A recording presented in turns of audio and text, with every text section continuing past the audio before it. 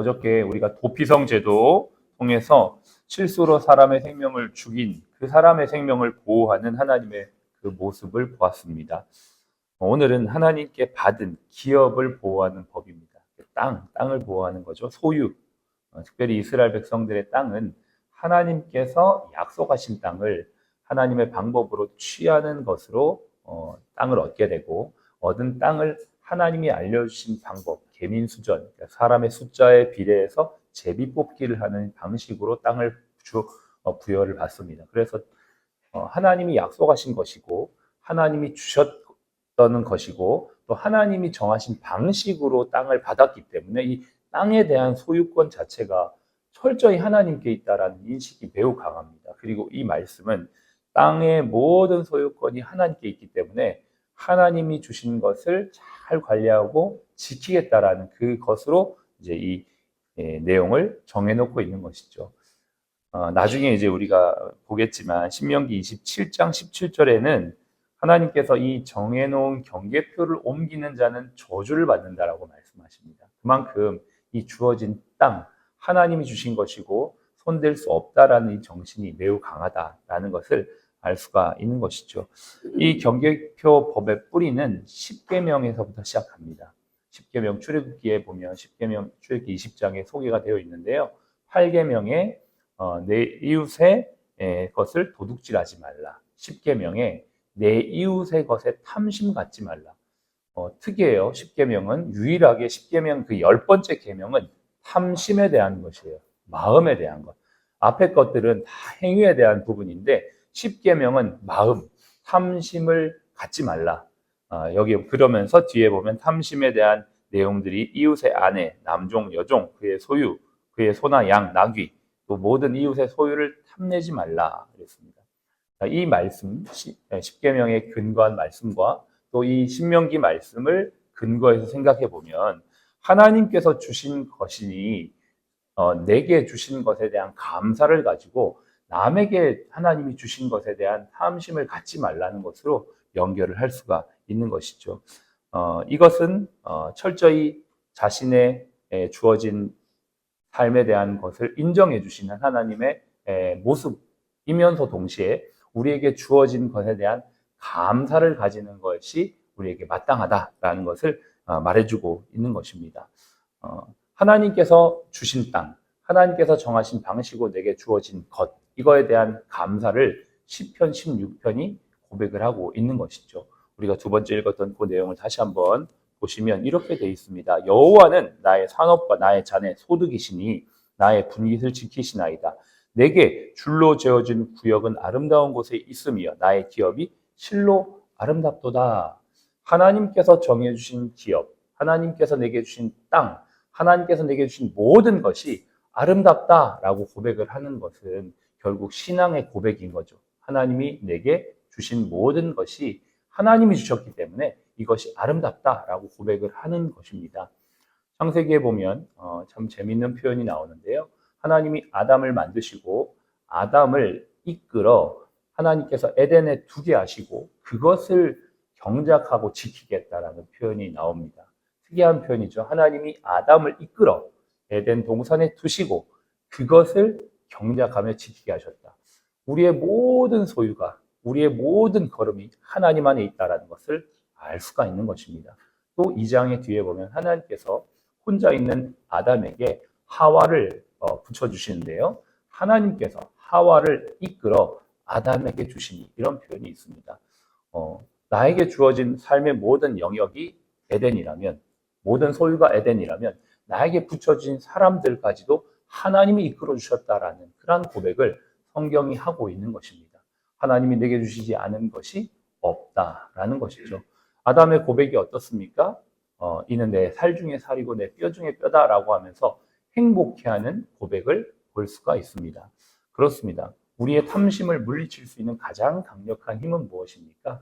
감사입니다. 하나님께서 내게 주신 모든 것, 하나님이 주셨고 하나님이 내게 이끌어서 내게 지금 현재 여기에 있게 하셨고 내게 주신 모든 사람도 모든 것도 하나님의 것이다라고 고백할 때 우리 마음에는 감사가 있고 이 감사는 탐심을 물리칠 수 있는 힘이 되는 것입니다. 하나님께서 성경에 탐심은 우상숭배다라고 말씀하고 있는 내용이 있죠. 하나님께서 내게 주신 모든 것이 하나님이 주신 건데 그것을 넘어 탐심을 갖는 것 자체가 우상숭배다. 이러한 우상숭배가 만연했던 성경의 역사들은 많이 있습니다. 그러나 이 신명기 법을 구체적으로 어겼던 사건이 열왕기상 21장에 아합이 나봇이라고 하는 사람의 포도원을 취한 사건입니다. 나봇이라고 하는 사람은 조상적으로부터 물려받은 땅. 근데 그는 이렇게 고백해요. 아합 왕이죠. 자신의 왕의 신분으로 그 당시에 백성 중에 한 사람이었던 나봇에게 당신의 포도원이 너무나 마음에 든다 이러면서 내게 값을 주고 팔아라 이렇게 말합니다. 왕이 어떤 의미에서는 강제로 뺏을 수도 있고 또 강제로 요구할 수도 있는데 정당한 절차와 과정을 통해서 값을 주고 사겠다라고 말을 하지만 나봇은 이렇게 얘기합니다. 이 기업은 하나님께서 주신 것이기 때문에 왕에게 주기를 여호와께서 금하실지다. 하나님이 금하신다는 겁니다. 왜냐? 하나님이 주신 땅이고 이 땅을 아무리 정당한 절차를 가지고 요구를 해도 난 줄 수 없다. 무엇입니까? 신앙의 고백이죠. 하나님이 주신 것에 대한 믿음, 그 신앙에 대한 고백을 했지만 그것을 주지 못하겠다라고 하는 그 이야기를 들었던 아합은 근심하게 됩니다. 그 근심하는 내용을 그의 아내 이세벨이 듣게 되고 나봇을 누명을 씌워서 죽이게 됩니다. 그를 죽이고 나니 그 땅의 소유자는 없어지게 되었고 강제로 그 밭을 취하게 되는 것이죠. 하나님께서 이 아합의 탐심을 무엇라고 말씀하십니까? 21장 19절에 너는 그에게 이렇게 말하라 이러면서 엘리야에게 하나님의 말씀을 전하게 합니다. 내가 죽이고 또 빼앗았느니라 하셨다 하고 너가 나봇의 피를 흘린 것처럼 너의 피도 흘리게 될 것이다. 실제로 이 하나님의 예언의 말씀은 응하여서 아합은 전쟁에서 전사하게 되고 실제로 말씀이 응해지게 되는 것입니다. 그러니까 아합 왕이 이렇게 취했던 그 마음의 본질이 무엇입니까? 탐심입니다. 남의 거에 대한 욕심, 그것을 취하고 그것이 곧 우상숭배라는 것을 하나님께서 경고하시는 메시지라는 것입니다. 오늘도 우리는 우리의 삶의 자리에서 하나님께서 주신 모든 것에 대해서 감사할 수 있는 것, 이것이 바로 탐심을 물리칠 수 있는 가장 강력한 힘이다라는 것입니다. 우리가 하나님 앞에 감사할 수 있는 것은 하나님이 우리의 기업 되신다라는 고백 때문입니다. 사실은 지금 이 시대에 진정한 땅이 하나님이 우리에게 뭔가를 주시고 어떤 이스라엘 백성들처럼 땅을 나누어가는 그러한 것들은 아니지만 우리에게 모든 삶의 영역과 현장과 사역의 모든 일터와 모든 것들을 주신 분이 하나님이다라는 이 고백 속에서 우리는 감사의 삶을 살아갈 수가 있는 것이죠. 시편 73편 26절에 보면 내 육체와 마음은 쇠약하나 하나님은 내 마음의 반석이시요 영원한 분기시시다. 이렇게 고백하고 있습니다. 하나님이 우리의 기업 되시고 하나님께서 친히 또 우리에게 예수 그리스도를 통하여서 너희가 나의 기업이다 라고 말씀해 주셨습니다. 에베소서 1장 11절에도 모든 일을 그 뜻의 결정대로 역사하신 이의 계획을 따라 우리가 예정을 입어 그의 기업이 되었다. 우리가 하나님의 기업이 되었다. 하나님이 우리의 기업이실 뿐만 아니라 우리가 하나님의 기업이 되었다라는 이것, 우리가 하나님의 소유가 되었다라는 그러한 의미인 것이죠.